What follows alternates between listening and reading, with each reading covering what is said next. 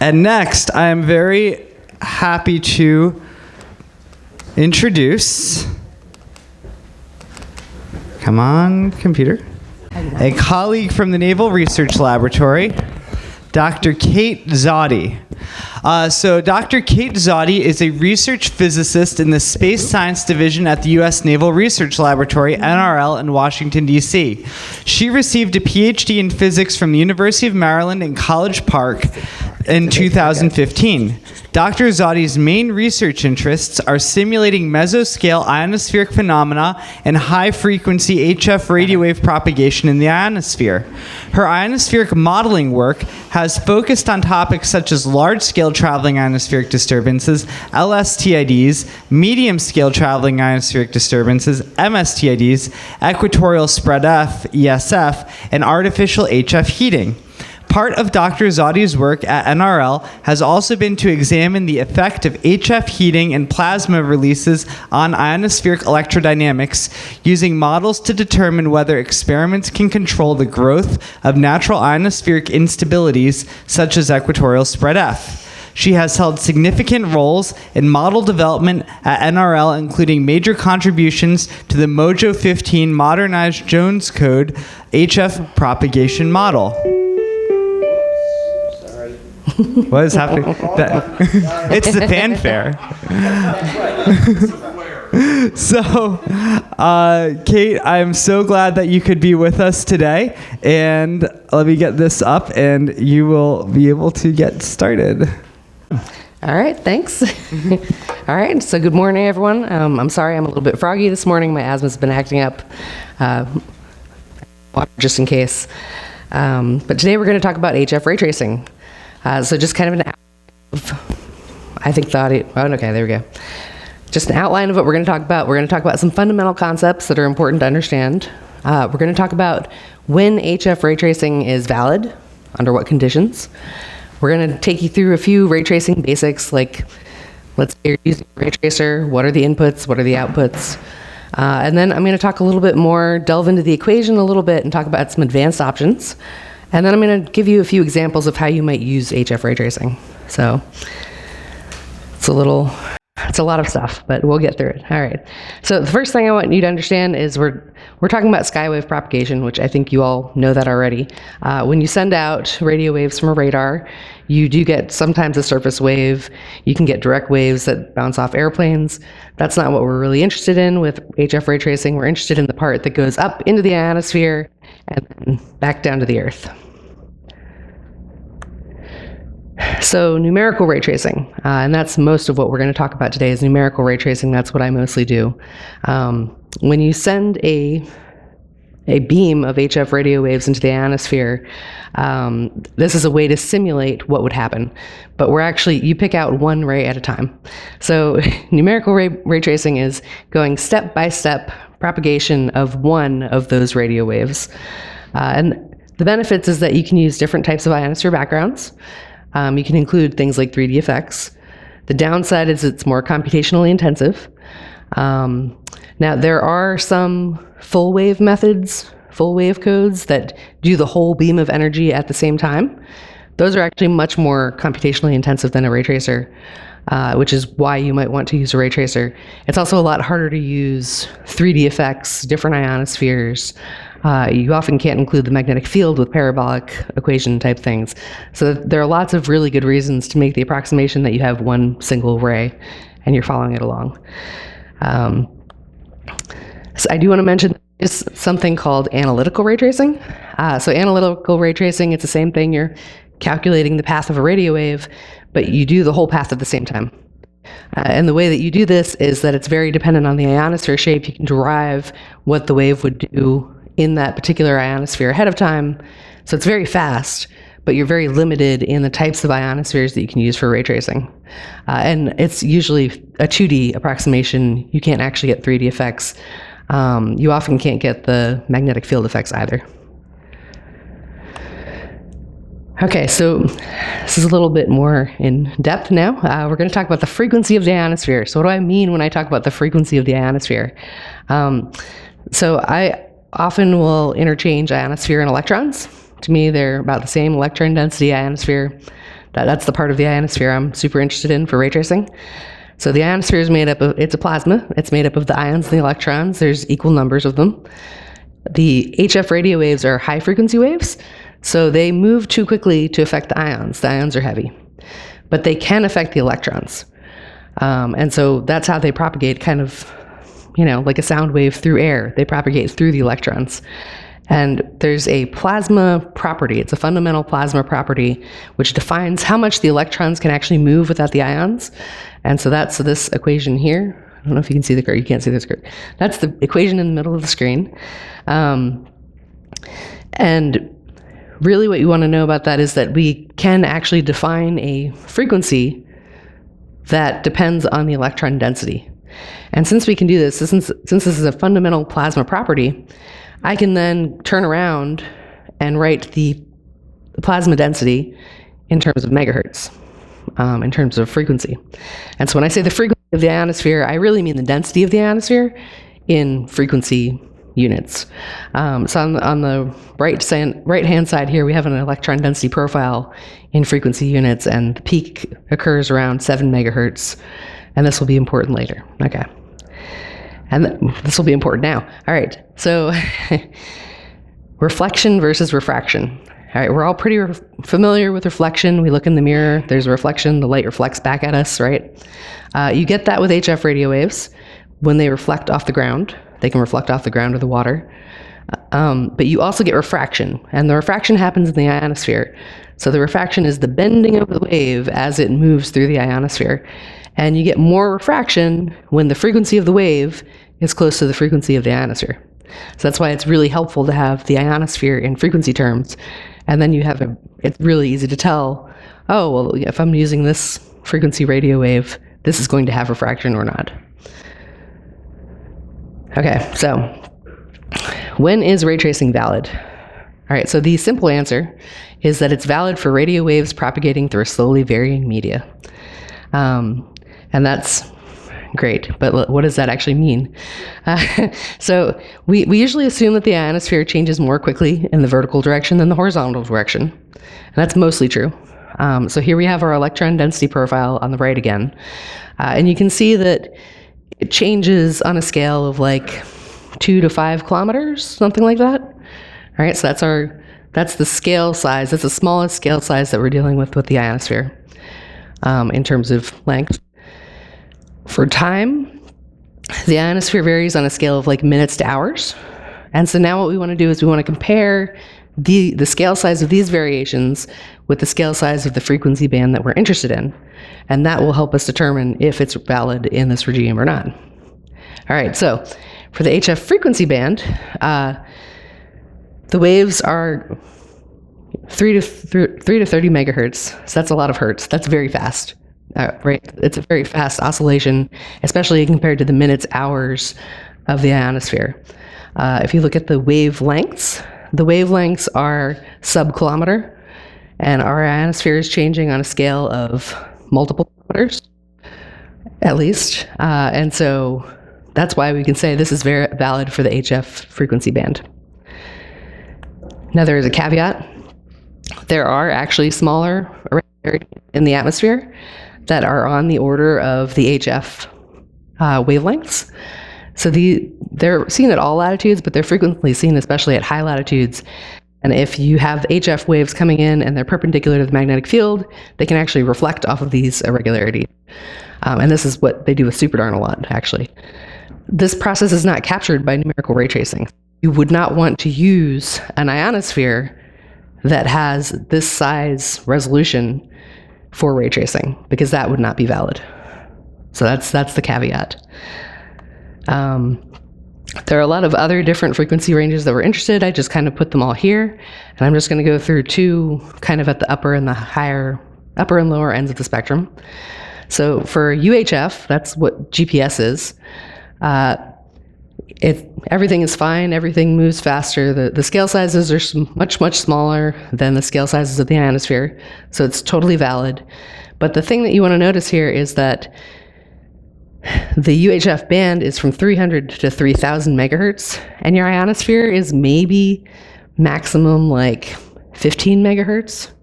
So since your propagating frequency is so much higher than your electron density, you're not going to get a lot of refraction. And that means it's not really worth doing a ray trace. You can do it, it's valid, it's fine.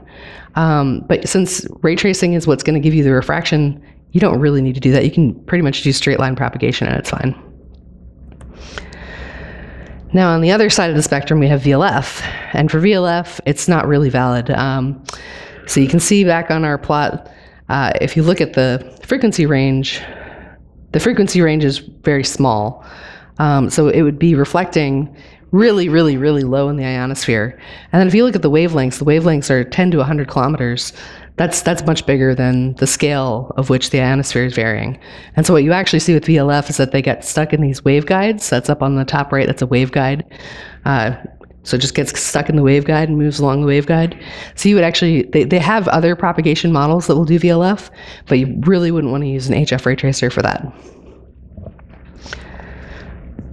Okay, so that's where ray tracing is valid. So let's move on to some ray tracing basics.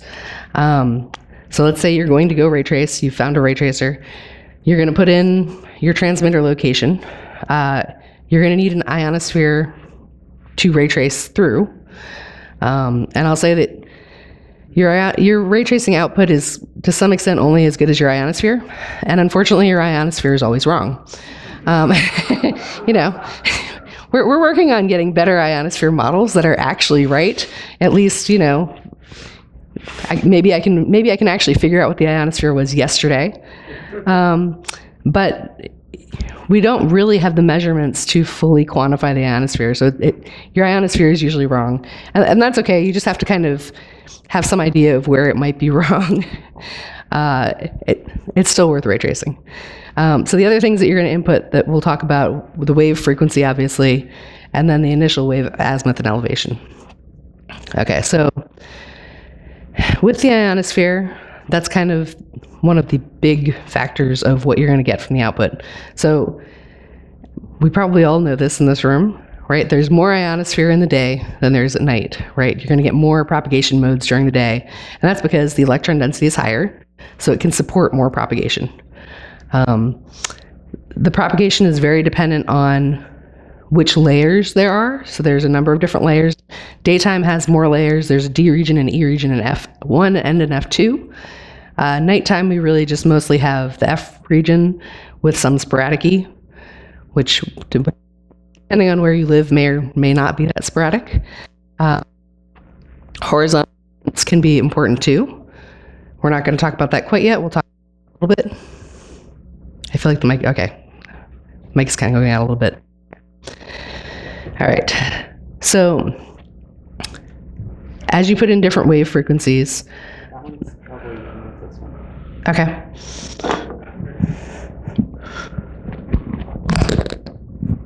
All right, how's that? Okay.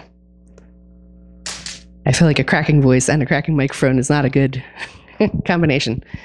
All right, so assuming that you have the same ionosphere and the same other parameters, if you change the wave frequency, that will change your output. Higher frequencies reflect at higher altitudes. If the frequency is too high and it's higher than the electron density, then it will just go right through the ionosphere. So the other thing is that since the higher frequencies reflect at higher altitudes, increasing the frequency will increase your path length. So if I'm trying to talk to someone in the back of the room and I can't quite reach them, then I might want to increase my frequency and maybe I can get there, right? For elevation angles, so assuming that I hold everything else fixed, the ionosphere and the frequency fixed, for a fixed frequency, that higher elevation angles might pop through the ionosphere depending on the frequency. And then as you come down, they tend to be reflected. And the lower the elevation angle, the longer the path length. So if I'm stuck on a frequency and I'm trying to get out further, then I want to lower the elevation angle, and that will help me get out a little bit further. All right, so I kind of mentioned that there are a lot of different layers in the ionosphere, and this ends up, you can have a lot of different propagation modes. So HF waves can travel for many hops. The first hop is usually the strongest hop. You get the most power with the first hop. With every hop, you lose power. You can bounce off of the F region. You can bounce off of the E region. It all depends on what the electron density is and what frequency you're using. So on the left-hand side, that shows some kind of simple paths. So you have a 1-hop F, a 2-hop F. Sometimes the modes get a little bit more complicated. So the right-hand side shows, okay, well, maybe you have a mode that jumps up to the F region and then bounces off the E region. So it's a 1F, 1E mode. Or maybe your mode gets ducted in the ionosphere itself. That can happen. There are chordal modes. Sometimes you have sporadic E, not directly over you, but later out. And so you'll have like an F mode and then a sporadic E mode, and it can go back to F. Crazy things happen. So trying to understand what mode it's coming through on is actually something that HF ray tracing is helpful for. If you can try and like propagate out which modes there are, given which ionosphere you think you have, you might be able to understand why you're seeing power at certain delays. Okay, so now we're going to go to more advanced options, and we're going to jump into the equation. So this is the index of refraction, right? This is what ray tracing is all about, and you don't have to stare too hard at the equation. The thing to notice is that there are three main terms. There's an X, there's a Y, there's a Z.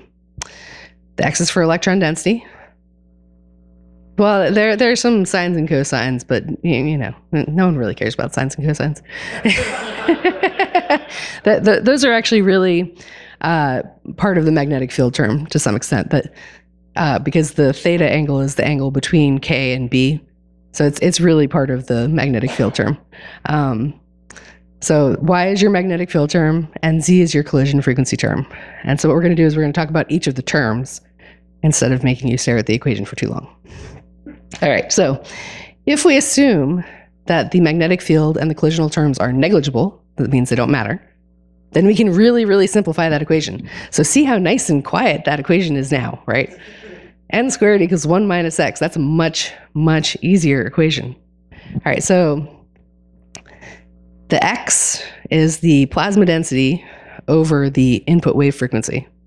So that's why I say that the closer those are, right, the closer those are to 1, the index of refraction goes down, and that means there's more refraction.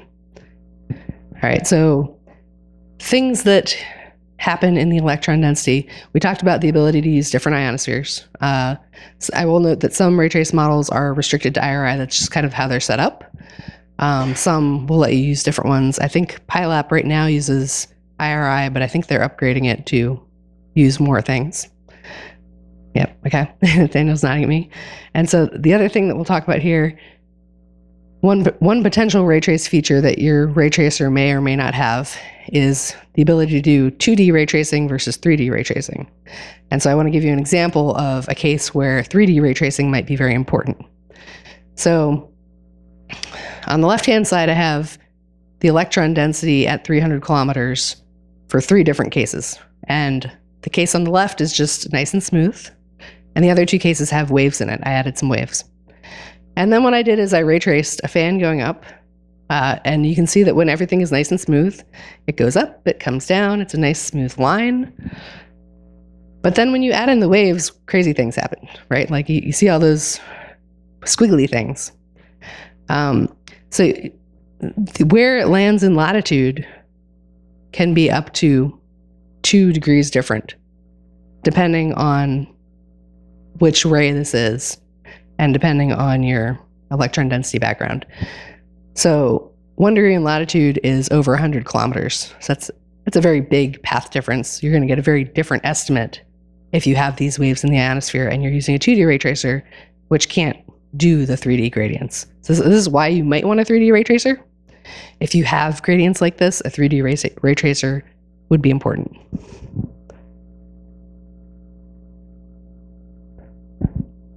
Okay, so the magnetic field term. The thing that I've kind of highlighted here, there's a plus minus. The HF radio waves, as we know, have 2 polarizations. We have the extraordinary and the ordinary, or the X and O modes. The magnetic field term slightly changes the propagation path for the 2 modes. So not all ray tracers include the effects of the magnetic fields, and this is why you might want a ray tracer that does. So on the left-hand side, I have O mode waves, and on the right-hand side, I have X mode waves. And they're both, all of the waves are 5.1 megahertz. I used all of the same elevation angles. It's the same ionosphere. But you'll notice that they land at very different places. You'll notice that they reflect at different altitudes. Okay, and that's because the O mode tends to reflect at a higher altitude than the X mode. Also, when the O mode reflects, it tends to kind of deviate so that it's perpendicular to the magnetic field, whereas the X mode will kind of deviate so that it's parallel to the magnetic field. So you get a fairly different result in your ray tracing. Now, again, this is not always the most important thing, but sometimes you really might want to include this because these are big differences in where things are landing. All right, so collisions. Collisions don't actually have a very large effect on the ray path. I've kind of highlighted all of the places where the Z shows up in this equation, and you'll notice it's always preceded by an I, and that's the imaginary number.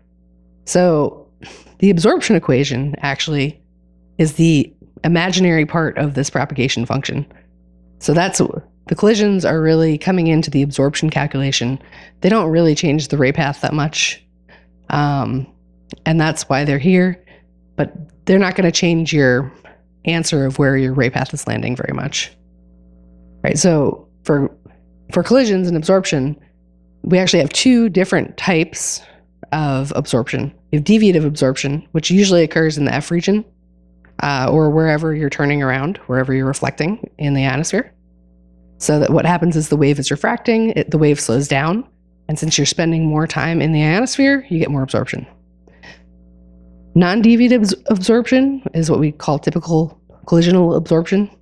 And this occurs when the collision frequency and the electron density are both high. And so this is highest in the D and E regions. That's below 120 kilometers. So what happens is we're sending the HF radio waves up. They're propagating through the electrons. The electrons are getting bounced around and hit by neutral particles. And then you lose some of the wave energy. So your ray tracer can actually estimate how much energy you're losing from this process. And that's what the Z term is for. So just to give you an example of what that would look like in the output, the top row is daytime, the bottom row is nighttime. The left panels are the electron density profiles as a function of altitude. So the electron density during the day is much higher than the electron density at night. In the middle panel, you can see the absorptions. That's dB as a function of kilometer. So I just shot a ray straight up, and you can see that you have a peak where the ray reflects. The ray, in this case, during the day, it's reflecting pretty low. It's like 180 kilometers, but you can see that peak up there. In the nighttime, there's also a peak. It's a little higher. It's like 250 kilometers. And then if you take the attenuation, which is the absorption over the full path, you can see that the attenuation during the day is 45 dB, whereas at night it's only 2. And that's really just because the D and E regions are much smaller at night. I think someone asked if there's a E region model for absorption. Ray tracing will get you that if you give it an E region, which IRI actually has a pretty decent E region. So in that sense, yes, there is a model for absorption in the E region, which is actually a little bit easier than the D region because the E region tends to be more stable. So it doesn't include sporadic E, but the day-to-day E region is pretty stable and consistent. Okay, so now let's briefly go into some uses. What can you use HF ray tracing to do for you? All right, so we know that we can calculate the path of the radio wave through the ionosphere, but you can also use the ray tracer to estimate the delay, the absorption, which is part of signal strength, or the Doppler shift. These are usually calculated automatically in the ray tracer, but it might not be available by the ray tracer. Not all ray tracers make the output available. Sometimes they also might require specialized inputs, so I've tried to say when specialized inputs are required. Okay, so delay is what I do a lot of, actually. Delay is always very interesting. So you might want to calculate delay as a function of frequency or as a function of time. I'm interested in it because we use it to measure the ionosphere. So we have different types of measurements kind of shown here. We have ionosons, where you send the rays vertically and they come back. We have oblique ionosons, where I send rays over there and there's a receiver to catch them. And then we have oblique backscatter ionograms, where I send rays over there and they come back to me and I catch them. So for ionosons, they're vertically incident. It's delay. We usually plot delay as a function of frequency. The frequency sweep allows us a pretty good measure of the ionosphere. And you can see here on this plot. So I've shown, there we go. Okay, so in the plot here, you can see the O mode and the X mode. The O mode is pink. The X mode is green. And they've actually added an electron density profile to the plot that they've backed out given the measurements. So how you might do this with a ray tracer is you would estimate by simulating. You could send a vertically incident sweep in frequency, and then typically you would plot the path delay for the whole ray as a function of frequency. And it's a little bit of a crude approximation, because technically for these, the receiver and the transmitter are in the same place, and I didn't make sure that the receiver and transmitter are in the same place, but it usually works pretty well. It's not usually a big problem. You could always home if you really need to get it more precise, but it's not usually a huge problem. For oblique ionograms, if I'm the transmitter and I'm sending to a receiver down here, I do need to use a homing algorithm. So not all ray tracers include homing algorithms. You might have to create your own. But what they do is they find the path in the ionosphere between the two places, between the transmitter and the receiver. There might be multiple paths. Things can get complicated. With a nice smooth ionosphere, sometimes you can only have one path for O mode, one path for X mode. And what you would do is you would plot the path delay of the homed rays as a function of frequency or of time.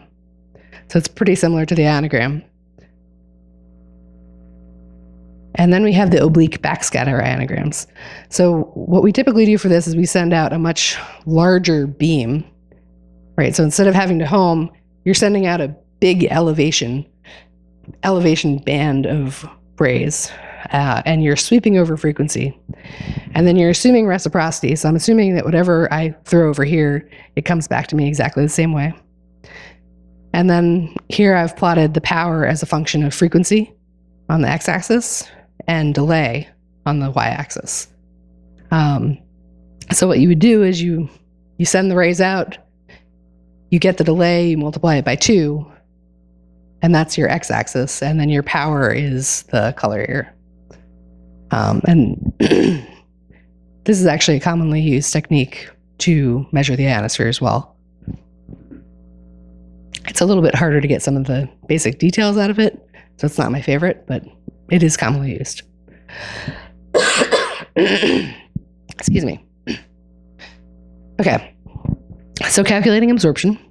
As I said, if you have a ray tracer that calculates with the collisions, then it is by default in your ray tracer. It's just there.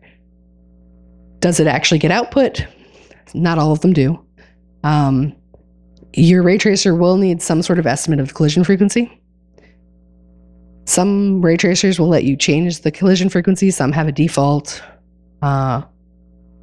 Collision frequency does change as a function of season, time of day, but really it doesn't matter as much. The electron density is so much more variable that you can kind of get away with using one collision frequency and not worry about it too much.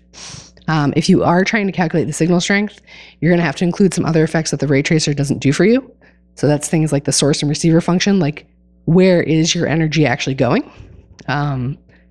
Geomagnetic spreading. So that's just what the signal does in the air. Like not the actual refraction part, but just how the power spreads out. And then there's the nonlinear effects like multipathing, which you would kind of have to add in and include yourself. And then finally, Doppler shift. So Doppler shift is another thing that you could potentially calculate with the ray trace. Not a lot of them that I've found include it, mostly because it's a little bit of a pain. You need an estimate of how the electron density is changing with time. And that's not something that we always have. So I've seen it in a few cases. I had one that was using it before and then I broke it. So, but it is possible. And you can see here, this is the Doppler shift as a function of time of day. And you can see that like it does change a lot over the day. There's small variations, it changes a lot at sunrise and sunset. In this one, there's actually, I think this is one of Christina's papers, which Christina just left. In this one, there's a solar flare. So there's a Doppler flash related to that. The Doppler can be really interesting. I think that's an area I'd really like to look a lot more at. It's a little bit more difficult to model, but I think it'd be a really interesting thing to look at more. And I think that's about it. So if you're looking for a ray tracer, there is a nice free ray tracer, the PyLap ray tracer, that Nathaniel's group has been working on. And that actually uses the FarLap ray tracer. At least someone else today is talking about FarLap. But it's a nice Python wrapper for that, basically. I think right now it's kind of stuck with IRI, but hopefully not forever. So are there any questions? Or do we have time for questions?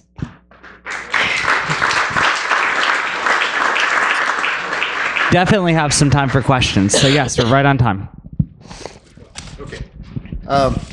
You gave various frequency ranges for the ray tracing, but I didn't see 300 to 3,000 kilohertz. Was that in there somewhere? Did I have a sort of brief nap happening? Yes. Yep, 300 to 3,000. That's megahertz. Oh, that's kilohertz. Medium frequency. Medium frequency, yes. Okay, AM broadcast people. Medium frequency, I think you can get away with using the ray tracer with. You do need to be careful about the scale size of the variations that you have in your ionosphere. So for instance, with HF, if I want to do something with waves like the MSTIDs that people were talking about yesterday, those are kilometer scale size waves. That's totally fine with HF. That can get a little bit more hairy when you're talking about medium frequency because the wavelengths are a little bit longer. So it's sort of like a gray zone. It's kind of a gray zone. just don't do anything too high resolution in your ionosphere, and you're probably okay. Yep. Phil? Yeah. These models obviously require data in order to provide accurate results. How much of this data can a ham acquire for himself? I'm thinking particularly of newer GPS receivers with dual channels that could give you total electron content along the path you say. Is that useful or just not enough? It's very hard to make that useful. Oh, it's too bad. So the GPS data is available on, there's like a, HamSCI has a website.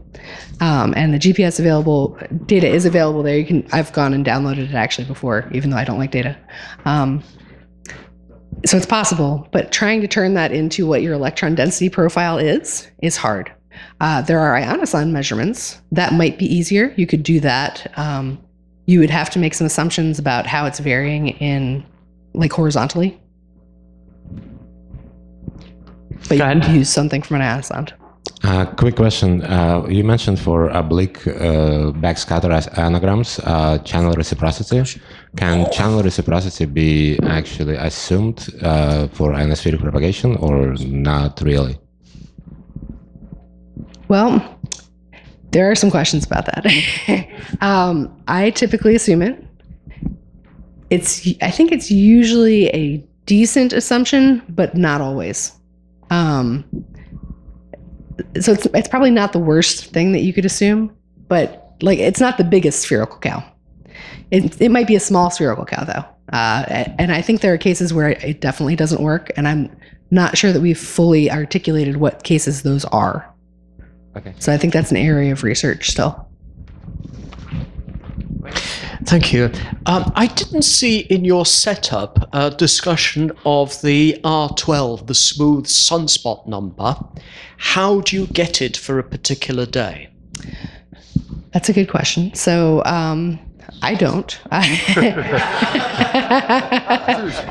So what I would do is I would run IRI. And you can run IRI. There are easier ways to run IRI where you tell it what day you're looking at and it will get the sunspot number for you. From where? So IRI actually has an internal database. So they have a database of, so this is a problem, it's only historical stuff, right? So if back in history, I think it goes to the 1950s maybe, they keep a record of the sunspot number. So if you're running a previous case and you go to the IRI website, then it will actually track that for you. Sunspot number is not necessarily the best estimate. It's not necessarily the best driver for an ionosphere. I know IRI uses it. Some of the newer ones are going to using F107, which is something that we more regularly use for ionospheric modeling. And that you can get from NOAA usually, but it's a little bit of a pain to find the indices, so I try and make other people do that for me as much as possible. Yeah, Andrew?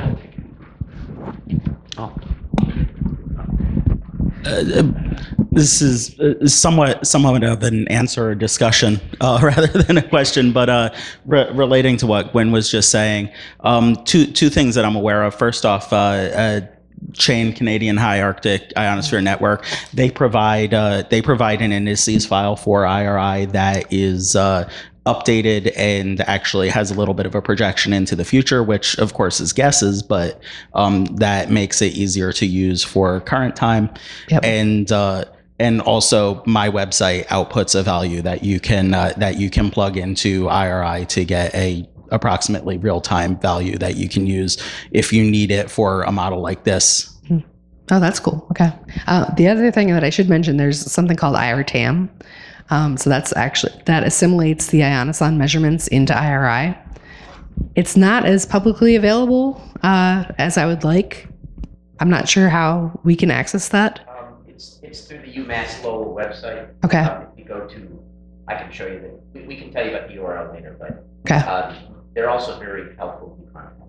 Okay. So that's another thing. And what that would do for you is if you're looking at a case yesterday, instead of just using a climatological value, that actually has some data in it. So that has value too. If you don't subscribe to them, they will give you everything up to 3 days in advance. Okay. Gotcha.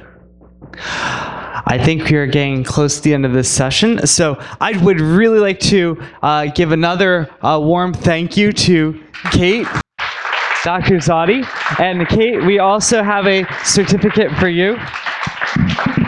It says, HamSCI thanks Dr. Kate Zawdie for presenting the invited tutorial, High Frequency Ray Tracing for Studying the Ionosphere and Radio Propagation at the 2024 HamSCI Workshop. Thank you so much, Kate. Thank you. Thank you, everyone.